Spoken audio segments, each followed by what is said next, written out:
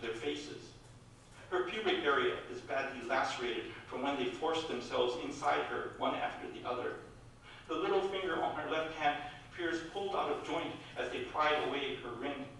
The gash in her torso on her left side comes from the first of their bayonets, a stab cracking her lower ribs.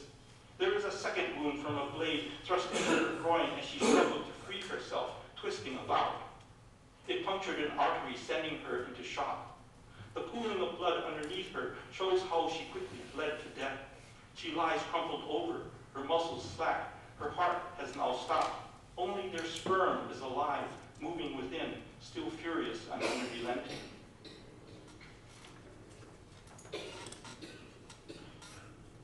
In her book, Against Our Will, Susan Brownmiller refers to the term extravagant defilements, a euphemism found in a certain police study on the further desecration of women who were raped and then murdered. There are several surviving photographs that testify to this peculiar practice by Japanese soldiers in Nanjing. This one is entitled, "They Were Markers." They were told to leave no evidence, so just as they burned down storefronts after looting, they killed the women after their rapes, not with bullets that could be linked back to them, but with their knives or bayonets. So mass rape led to mass murder. But then why did some leave objects in the vaginas of the dead? We read eyewitness reports of those who found corpses naked, or at least with their pants pulled down, wooden rods, twigs or weeds, a stalk of cabbage, a cane or broom, a golf stick or a roll of paper, perfume bottles, beer glasses, bamboo shoots, or even a firecracker protruding from dark slits between bare thighs, jammed partly in, yet obviously left partly out deliberately for all to see. They were markers, a staking of territory, evidence of youthful pranks, or an inside joke perhaps, something to brag about to each other as however more creative each new implement of torture could be, to give pain and humiliation to a woman as she struggles to resist, to rid herself of impalement, this intimate violation, knowing against hope the obscenity of being defiled forever. A third poem in this grouping is based on a photograph taken by a Japanese soldier. This photograph has survived the war. I might add at this point that I use the word cheongsam. Cheongsam is the Cantonese word for qipao, the traditional dress for women in China in the 30s. A young girl in a cheongsam. She is sitting with her cheongsam pulled up around her waist. She grimaces, eyes downcast. Her face is near black, but her hands and legs in this photograph appear bleached out.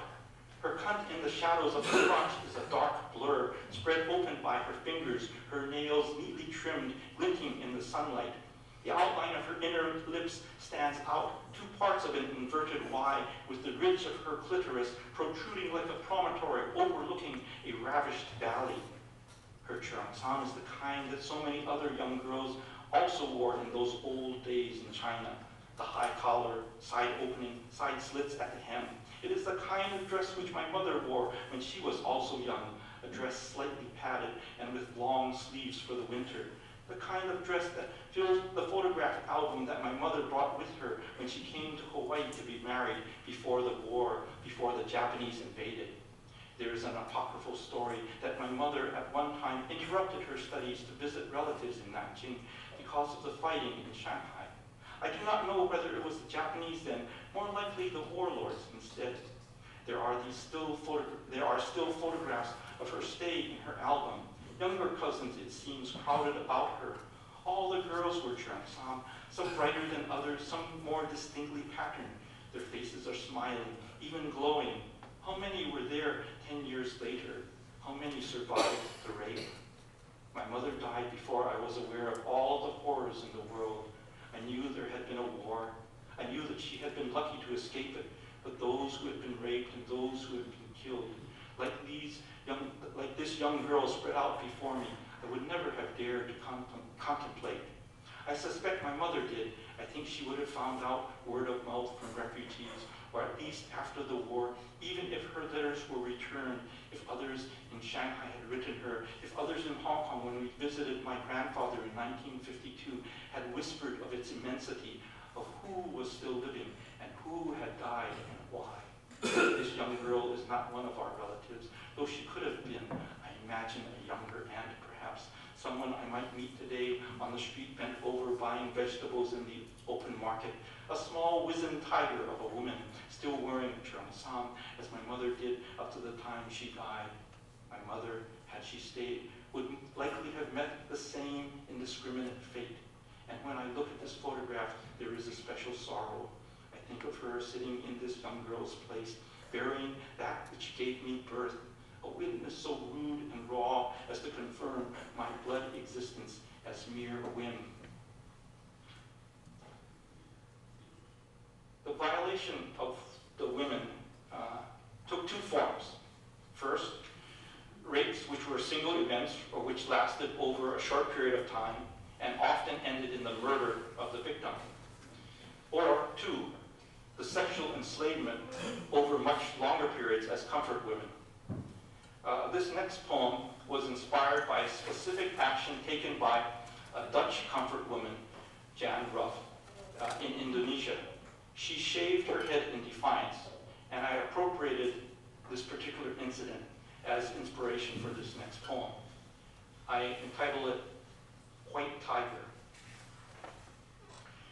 When the soldiers entered the city, my mother stopped two men on the street and bought their shirts and trousers for us to wear.